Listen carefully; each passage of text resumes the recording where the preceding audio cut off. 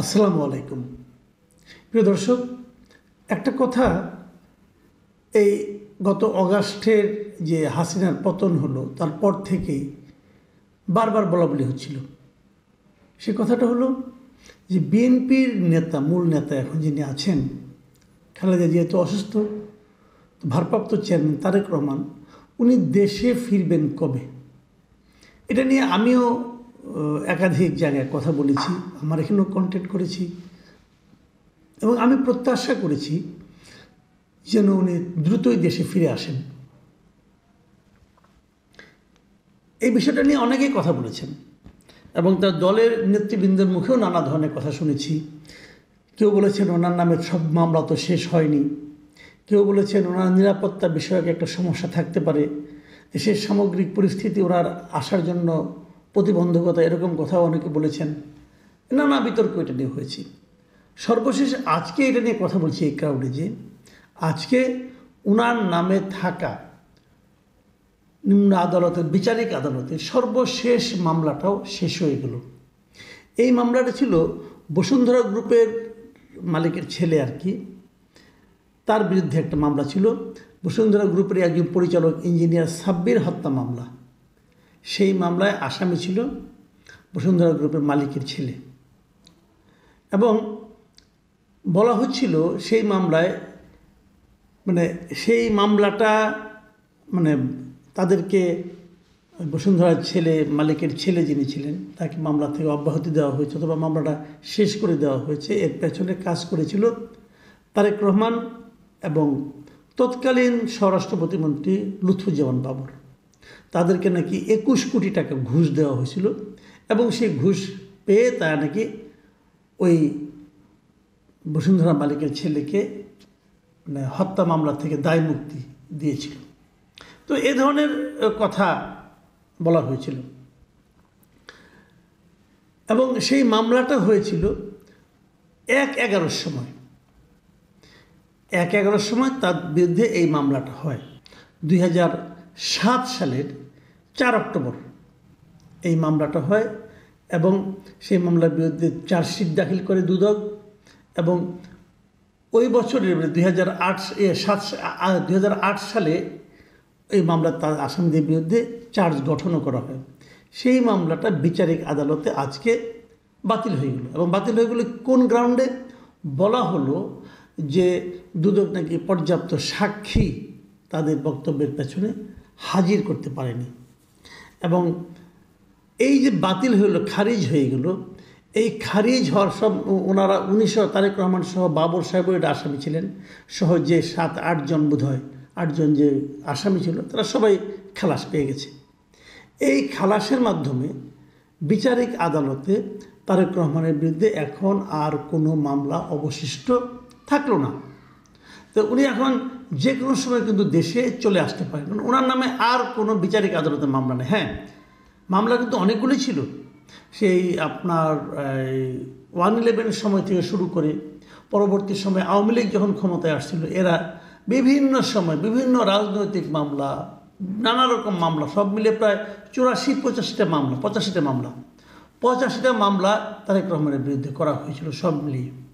সেই 85টি মামলার মধ্যে কয়েকটা বড় বড় মামলা ছিল, যেমন ধরেন আপনার 21শে আগস্ট গ্রেনেড হামলা, জিয়া অরফানেজ ট্রাস্ট দুর্নীতি মামলা, অবৈধ সম্পত্তির মামলা, সিঙ্গাপুরে মানি লন্ডারিংয়ের মামলা, নড়ালের একটা মানহানি মামলা ছিল এবং ঢাকার একটা রাষ্ট্রদ্রোহ মামলা ছিল। এই কটাকে বলা হয় যে বেশ বড় মামলা। এই 6টা মামলাতে তারেক রহমানকে সাজা দেওয়া হয়েছিল। সেগুলো সবগুলিতে আপিল বিভাগ তার পক্ষে আবার রায় দিয়েছে। তার মানে ওনার নামে আর এখানে কোনো মামলা নাই। এখন তাহলে উনি কী করবেন?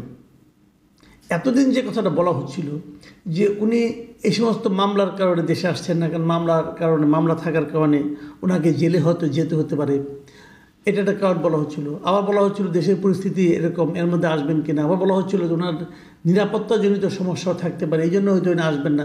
এই সমস্ত নানা কথা কিন্তু বলা হচ্ছিল। কিন্তু আমার বিবেচনায় আমি যেটা মনে করি, আসলে মূল কারণ ছিল মামলা মোকদ্দমা।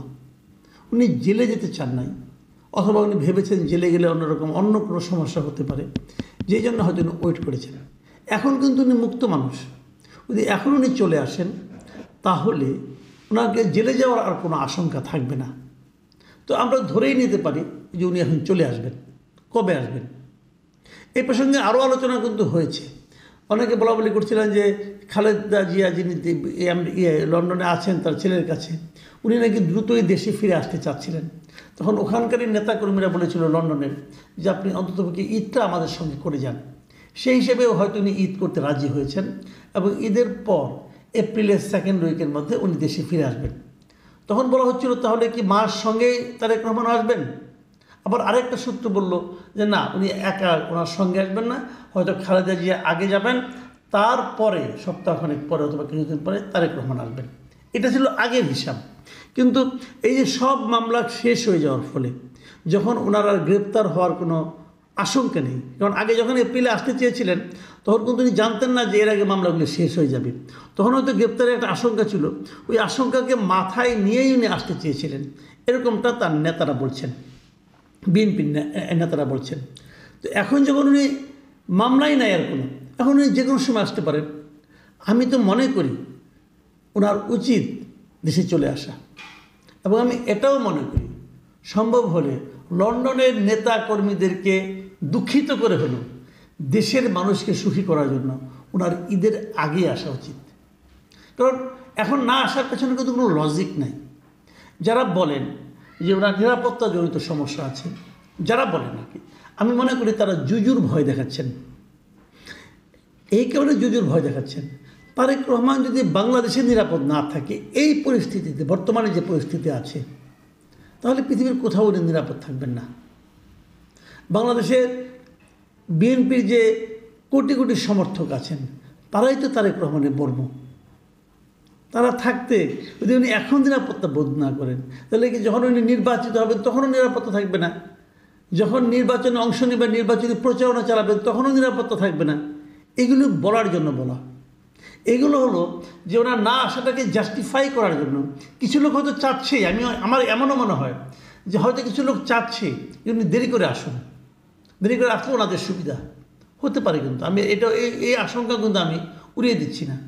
কিন্তু আমি মনে করি আমি তো আর বিএনপি করি না, কাজে বিএনপির দলীয় নেতাকর্মীর চিন্তাটা আমি করছি না, আমি সাধারণ মানুষের চিন্তা করছি। আমি মনে করি এখন সামনে যে নির্বাচনটা হবে, এই নির্বাচনে জামাত ইসলামী একটা বড় পার্টি, তারা সারা দেশে কিন্তু তাদের কর্মকাণ্ড চালাচ্ছে, তাদের দলীয় যিনি প্রধান তিনি যাচ্ছেন।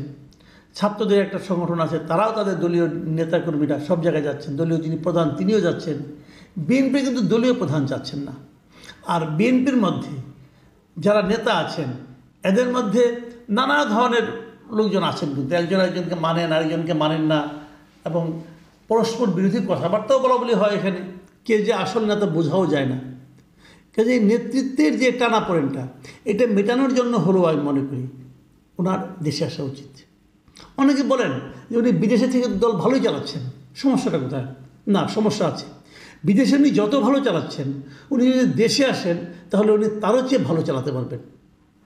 একটা কথা মাথায় রাখবেন, যখন উনি দূরের থেকে কিছুকে দেখেন তখন কিন্তু স্বাভাবিক দেখা যায় না। আবার অনেক সময় অনেক ইনফরমেশন তার কাছে বিভিন্ন জনের মাধ্যমে পৌঁছায়, যাদের মাধ্যমে পৌঁছায় তাদেরও কিছুটা স্বার্থ থাকে। কথাটা কীভাবে বলবে, কীভাবে পৌঁছাবে, উনি সবসময় সব বুঝতে পারবেন, উনি তো আর সব জানতা লোকটারে ভাই, মানুষ তো, মানুষের নানা ধরনের মানবিক সীমাবদ্ধতা থাকবে। কাজে সেই সমস্ত সীমাবদ্ধতার বাইরে যেয়ে কিছু করতে হলে ওনাকে ঘটনার কাছাকাছি থাকতে হবে, মানুষের কাছাকাছি থাকতে হবে। আমি মনে করি এবারও যদি তারেক রহমান ট্রেনটা মিস করেন তাহলে সেটা আগামীতে হয়তো ওনার দলের জন্যই ক্ষতির কারণ হয়ে দাঁড়াবে। যত দ্রুত সম্ভব উচিত হবে ওনার দেশে ফিরে এসে দলের দায়িত্ব নেওয়া। কিছুই না, আপনি খালি একটা কথা বলি, আজকে তারেক রহমান দেশে আসুন, পুরো দেশের সিচুয়েশন চেঞ্জ হয়ে যাবে। ইয়াং যারা ছেলেমেয়েরা আছেন, যারা নাকি আপনার দিগ্ভ্রান্তের মতো বসে আছেন, তারা সামনে একটা দিশা পাবেন। আমি তো ওনাকে প্রস্তাব দেব, বলবো আপনি দেশে আসার পর পুরো দেশে ঘুরুন। ভারতে যেরকম রাহুল গান্ধীকে দেখেছি আমরা, ভারত জোড়ো আন্দোলন করেছে, সারা দেশে পদযাত্রা করেছে। আপনার পদযাত্রা করার দরকার নেই, আপনি একটা গাড়ি নিয়েই দেশের প্রত্যেকটা উপজেলায় যান একবার করে, জাস্ট ঘুরে আসুন। আপনি দেখবেন যে ক্রনিক ব্যাধিটা নিয়ে বিএনপি ব্যতিব্যস্ত হচ্ছে প্রতিনিয়ত, সেটা হলো কি প্রত্যন্ত অঞ্চলে চাঁদাবাজি। এই চাঁদাবাজিটা উনি দেশে মাটিতে পা রাখার সঙ্গে সঙ্গে অর্ধেকের চেয়েও কমে যাবে, আমি নিশ্চিত হয়ে বলতে পারি। আর যদি উনি পুরো দেশে একবার ঘুরে আসতে পারেন তাহলে সেটা আর থাকবেই না। নির্বাচনের আগে বিএনপির দলীয় এই পরিবর্তনটুকু আমি মনে করি খুব জরুরি। আমরা অপেক্ষায় থাকব, দেখি উনি কী করেন। ওনার এই কি করেন এটার উপর নির্ভর করবে ওনার দলের ভবিষ্যৎ, এদেশের মানুষের ভবিষ্যৎ। প্রিয় দর্শক, এখন এই পর্যন্তই। আল্লাহ হাফেজ। প্রিয় দর্শক, এতক্ষণ আমরা ওনার কথাগুলো শুনছিলাম। উনি যে বিষয়টি বলার চেষ্টা করেছে, মিস্টার তারেক রহমানের বিরুদ্ধে যে মামলাগুলো আছে কিন্তু রিসেন্টলি নিষ্পত্তি হয়েছে সব মামলাগুলো, এবং উনি দেশে বাইরে যেহেতু আছেন সেখান থেকে বাংলাদেশে আসার ক্ষেত্রে হয়তো উনি যে চিন্তা করছিলেন এটা কিন্তু এখন আর মানুষ সমাজের মানুষজন মনে করছে, বা যারা রাজনীতিতে কথা বলে তারা মনে করছে এই ভয় তার আর পাওয়ার দরকার নাই বা প্রয়োজন নাই। তো রাজনীতিতে অবশ্যই বিএনপির রাজনীতিতে উনি যেহেতু একটি মুখ্য ভূমিকা পালন করে, সেই জায়গা থেকে অনেকের দেশের মানুষের হয়ে কাজ করা এবং বিএনপির যে রাজনৈতিক একটি ঐতিহ্য আছে সেটাকে ধারণ করে আহ দেশের মানুষের কাছে তুলে ধরা তার জায়গা থেকে একটি গুরুত্বপূর্ণ বিষয়, এবং এটি উনি আসলে অবশ্যই এটি করতে পারবে। এবং বিভিন্ন সামাজিক কর্মকাণ্ডে নিজেকে ইনভলভ করে তিনি নিজেকে কিন্তু যেহেতু দীর্ঘদিন ধরে বিএনপির এইরকম বিষয়গুলো অ্যাক্টিভিটিগুলো না থাকার কারণে কিন্তু অনেক জায়গায় বিভিন্ন ল্যাকিং আছে, যে জায়গাগুলোতে উনি আসলে অবশ্যই ফিল আপ করার জন্য কাজ করবে এবং দেশের মানুষের কাছে তাদের দেশের মানুষের চাওয়া পাওয়ার প্রতিশ্রুতিতে তারা নিজেদেরকে বলিয়ান করে দেশের অর্থনীতি, সমাজে এবং সকল দিক থেকে উন্নয়ন করার জন্য তারা কাজ করবে, যেখানে দেশের মানুষের আর্থ সামাজিক পরিবর্তন আসবে। ব্যর্থ করে আজকে পর্যন্তই। আল্লাহ হাফেজ।